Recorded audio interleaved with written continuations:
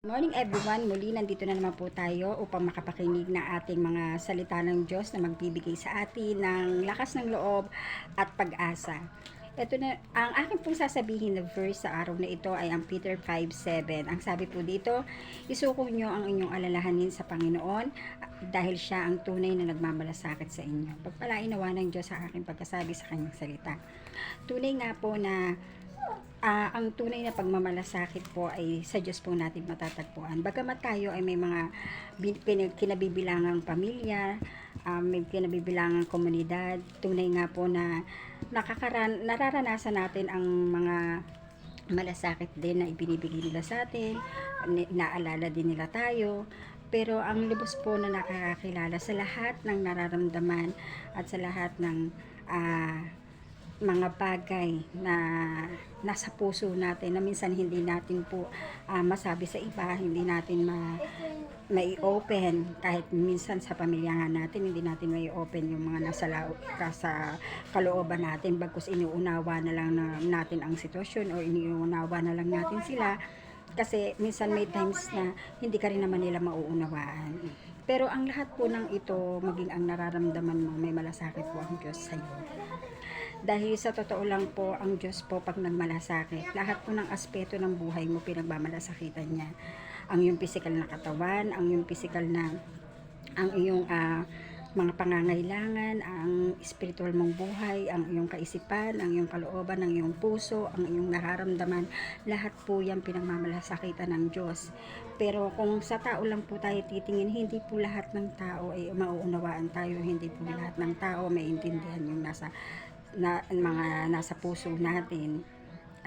Kaya tunay po na ang malasakit pong tunay ay nasa Panginoon. Kaya kung meron po kayong mga bagay na hindi nyo masabi sa tao, may mga bagay po na mga problemang hindi nyo maipaliwanag dahil minsan nga may mga tao po na magpapaliwanag ka pa lang, nire-reject na niya yung paliwanag mo.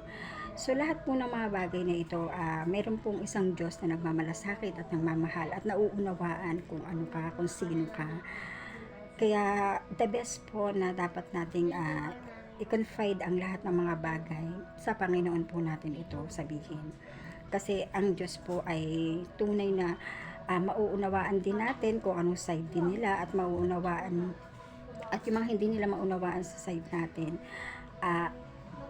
Ang Diyos na po ang bahala sa kanila.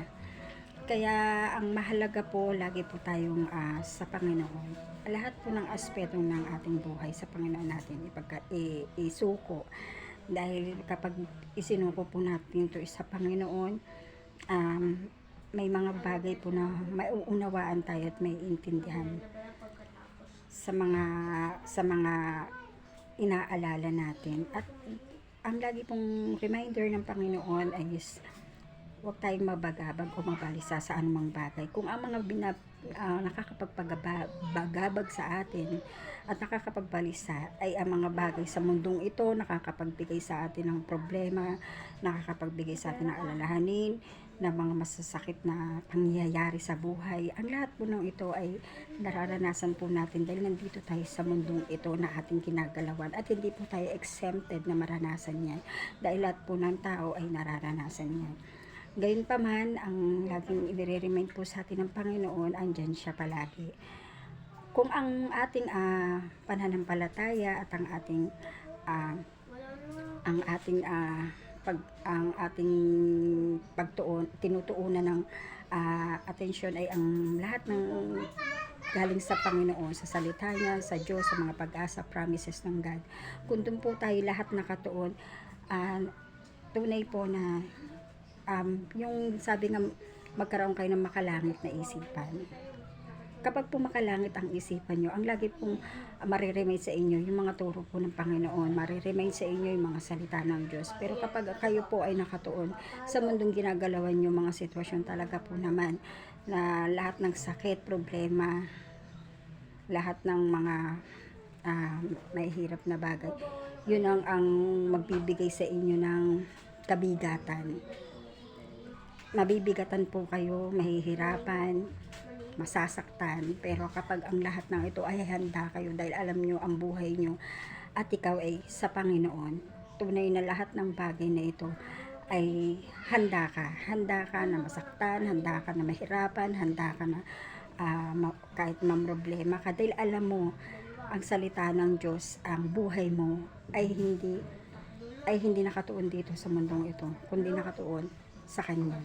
Kaya doon po natin mauunawaan na talaga pong pag isinuko mo ang lahat sa Panginoon, at makakaramdam ka ng kapayapaan, ng kagalakan sa iyong puso, dahil alam mo na isinuko mo na sa Kanya ang lahat. At hindi mo na, kapag nagsuko pa kayo ng mga bagay na ito na alalahanin nyo, ay sabi, huwag mo na alalahanin, ang Diyos na ang bahala, ang Diyos na ang kikilos, dahil alam ng Diyos na ang mga bagay na yun isinuko mo dahil hindi mo kaya nang wala siya. Kaya lagi po natin i-honor na ang kapangyarihan po ng Diyos ay may magagawa sa ating buhay. Kahit wala na tayong magagawa, siya ay may magagawa pa rin.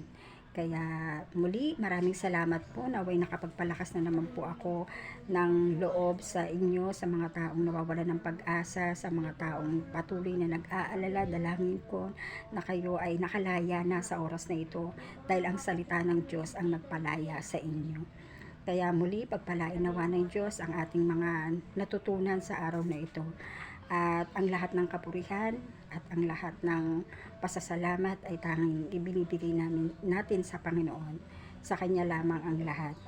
Kaya muli, mga nanonood, God bless you all.